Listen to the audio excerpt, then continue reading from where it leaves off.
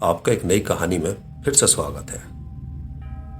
बात उस रात की है जब महीनों के इंतजार के बाद जेनिफर आज उस पुराने कब्रिस्तान में जाकर उस मुर्दा बच्चे को, जो आज ही वहां दफनाया गया है, कब्र से बाहर निकालकर तांत्रिक से सीखा वो खतरनाक अमल करने वाली थी। जेनिफर ने अपने मन में ठान लिया था कि अब चाहे कुछ भी हो जाए, वो अपने परिवार की खुशियां वापस लाकर रहेगी। अपने बिखरते परिवार के बारे में सोच सोचकर जेनिफर को नींद नहीं आती। वो रात रात भर जागकर स्टीव के घर लौटने का बस इंतजार करती है। जेनिफर खुद तो टेंशन से गुजर रही थी। वो अपने बच्चों की ठीक से केयर भी नहीं कर पा रही थी। उसका पति स्टीव कभी कभार घर आता भी तो जेनिफर और बच्चों पर बेवजह उलझता। जेनिफर और स्टीव के बीच दिन ब दिन दूरियां बढ़ती ही जा रही थी। कुछ दिन पहले तक उसका परिवार एक साथ एक ही छत के नीचे हंसी खुशी जिंदगी बिता रहा था कि अचानक से उनकी खुशियों को रीटा नाम की लड़की की नजर लग गई, जो बला की खूबसूरती अपने अंदर समेटे थी। वैसे तो स्टीव और रीटा एक ही ऑफिस में कई सालों से एक साथ काम कर रहे थे। उस दिन रीटा ऑफिस नहीं पहुंची थी। उसकी तबीयत कुछ ठीक नहीं थी, लेकिन स्टीव और रीटा के बीच फोन पर बहुत सारी बातें हुई थी। रीटा ने स्टीव को कॉफी पर इनवाइट किया था, लेकिन इस बार किसी कैफे में नहीं बल्कि अपने घर पर आने को कहा था। रीटा की बातों में कुछ ऐसा जादू था कि दो बच्चों का बाप स्टीव इनकार न कर सका और ऑफिस का काम निपटाकर उस शाम रीटा के घर पहुंच गया। अपने सामने रीटा को शानदार पोशाक में देखकर स्टीव दंग रह गया, क्योंकि रीटा को उसने इस अंदाज में पहले कभी नहीं देखा था। रीटा ने तबीयत के खराब होने का तो बहाना किया था। उसे तो बस स्टीव को अपने घर बुलाना था।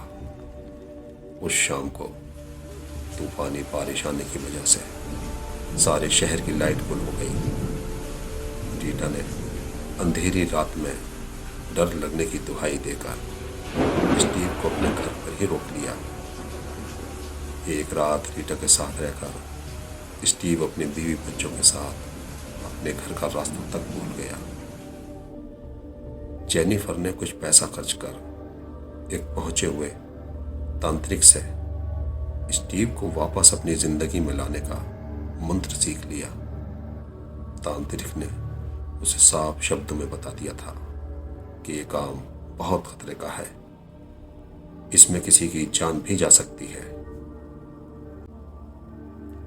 लेकिन जेनिफर अपने परिवार की खुशियां वापस लाने के लिए कोई भी कीमत चुकाने को तैयार है। आज मंगल की रात है। जैसा कि तांत्रिक ने उसे बताया था कि महीने के दूसरे मंगल के दिन जब कोई जेठा पुत्र यानी कि औरत की कोख से पैदा होने वाले उसके पहले पुत्र की अगर महीने के दूसरे मंगल को मृत्यु हो जाती है, तब उसका बताया मंत्र उस मुर्दा बच्चे को कब्र से बाहर निकालकर किसी पेड़ के तने से उसे उल्टा लटकाकर उसके ठीक माथे के नीचे एक चिराग जलाया जाएगा, और जब उस चिराग की लौ से निकली स्याही उसके माथे पर इकट्ठा हो जाएगी, तब उस स्याही को एक सफेद कागज पर उस मुर्दा बच्चे के माथे से खुरचकर अपने सामने रखकर भोर होने तक मंत्र पढ़ा जाएगा।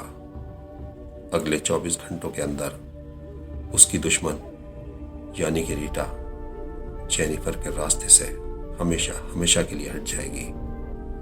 साथ ही तांत्रिक ने जेनिफर को ये चेतावनी भी दी थी कि अगर उसने मंत्र पूरी तरह ठीक से पढ़ लिया वो डर कर बीच में मंत्र को छोड़कर भागी नहीं तो उसे जरूर सफलता हासिल होगी, और अगर मंत्र किसी वजह से बीच में अधूरा छोड़ दिया तो उसे मौत के मुंह से कोई नहीं बचा सकता, फिर कोई शक्ति काम नहीं आएगी।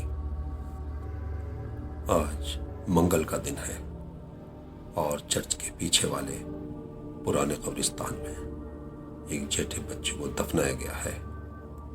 ये देखकर जेनिफर के होठों पर एक हल्की सी मुस्कान तैर गई।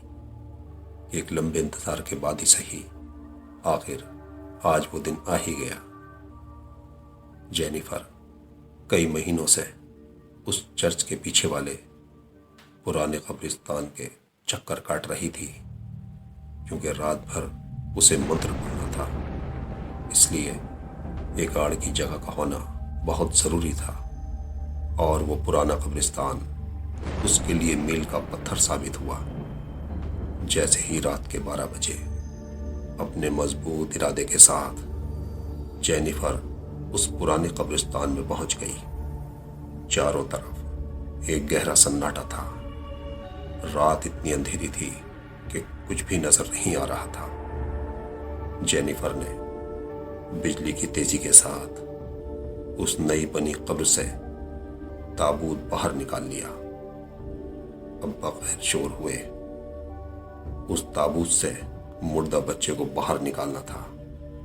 थोड़ी मशक्कत के बाद जेनिफर उस मुर्दा बच्चे को ताबूत से बाहर निकालने में कामयाब हो गई। जैसा कि तांत्रिक ने उसे किसी पेड़ के तने से उल्टा लटकाने को कहा था, जेनिफर तांत्रिक द्वारा बताए गए सारे कामों को वैसे ही अंजाम देती जा रही थी। और जल्दी उसने उस मुर्दा बच्चे के माथे के नीचे एक चिराग भी जला दिया, ताकि जल्दी उस चिराग की लौ से निकली स्याही वो इकट्ठा कर सके। जेनिफर सारी रात उस मुर्दा बच्चे के माथे से खुर्ची स्याही को अपने सामने एक कागज पर रखकर भोर होने तक बिना किसी डर के, बिना खौफ के मंत्रों का जाप करती रही। जेनिफर अब फिर से रात होने का बेसब्री के साथ इंतजार कर रही थी, क्योंकि तांत्रिक के कहे अनुसार जिस जगह पर मंत्रों का जाप किया गया है, ठीक 24 घंटों के अंदर उसी जगह पर उसे उसका प्यार वापस मिल जाएगा। जेनिफर चर्च के पीछे उसी पुराने कब्रिस्तान में छुपकर स्टीव के आने का इंतजार कर रही थी कि अब स्टीव उसके पास दौड़ कर आएगा और पहले की तरह उसे गले लगा लेगा। आज जेनिफर का वक्त नहीं गुजर रहा था। उसे वो इंतजार की रात बहुत लंबी लग रही थी, जो आज खत्म होने का नाम ही नहीं ले रही थी। फिर अचानक से उसे कब्रिस्तान में कुछ लोगों के आने की आहट सुनाई दी। ये देखकर जेनिफर एक पेड़ की ओट में खड़ी हो गई। ये क्या, ये लोग तो कब्र खोदने वाले हैं। वहां पर एक से अधिक कब्रें खोदी जा रही थी। ये देखकर जेनिफर थोड़ी देर के लिए डर गई थी। फिर उसने सोचा, ये तो कब्रिस्तान है, लोगों का मरना और दफन होना तो कॉमन है। कब्रिस्तान में हो रही उन गतिविधियों की तरफ से जेनिफर ने बहुत जल्द अपना ध्यान हटा लिया। उसे तो अब बस स्टीव के आने का इंतजार था। वो स्टीव से मिलने को बेताब थी। एक पूरी रात जागकर मंत्र पढ़ने की वजह से जेनिफर को बहुत ज्यादा नींद आ रही थी और उसी पेड़ से अपना सिर टिकाए न जाने कब वो नींद के आगोश में चली गई।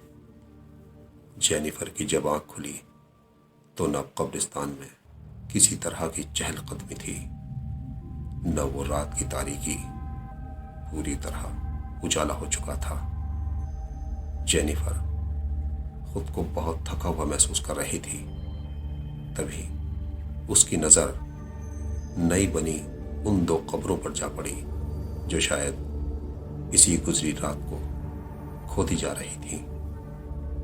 चर्च का पादरी उन दोनों कब्रों के पास में खड़ा शायद उन मरने वालों की आत्माओं की शांति के लिए ईश्वर से प्रार्थना कर रहा था।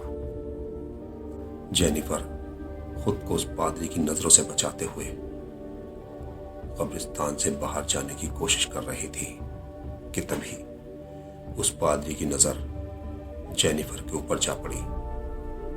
आहिस्ता से जा रही जेनिफर उस पादरी की आवाज पर वहीं रुक गई। कहाँ जा रही हो बेटा? कब्रिस्तान में आकर ऐसे नहीं जाते। यहां आकर इन मरने वालों की आत्माओं के लिए ईश्वर से प्रार्थना करो। ईश्वर इन्हें स्वर्ग में जगह दे। जवानी में ही दोनों इस दुनिया को छोड़ गए। कल रात को हाईवे से गुजरते हुए इनकी कार खाई में जा गिरी और दोनों की दर्दनाक मौत हो गई। पादरी के मुंह से निकले शब्द सुनकर जेनिफर तेजी के साथ उन नई बनी कब्रों की तरफ लपकी। कब्रों के ऊपर मरने वालों के नाम लिखे देखकर जेनिफर का सिर चकरा जाता है और वो वहीं कश खाकर गिर पड़ती है, क्योंकि वो मरने वाले कोई और नहीं बल्कि स्टीव और रीटा थे। जेनिफर ने स्टीव को वापस अपनी जिंदगी में लाने का गलत रास्ता चुना था और इसी का उसे पछतावा था। वो बेहोशी की हालत में बस इतना ही कह रही थी, ये मैंने क्या किया, ये मैंने क्या किया, ये मैंने क्या किया। तो ये थी हमारी आज की कहानी। अपना कीमती वक्त हमें देने के लिए धन्यवाद। कहानी पसंद आई हो तो वीडियो को लाइक करें, शेयर करें। ऐसी ही सच्ची डरावनी कहानियाँ सुनने के लिए हमारे चैनल को सब्सक्राइब करें।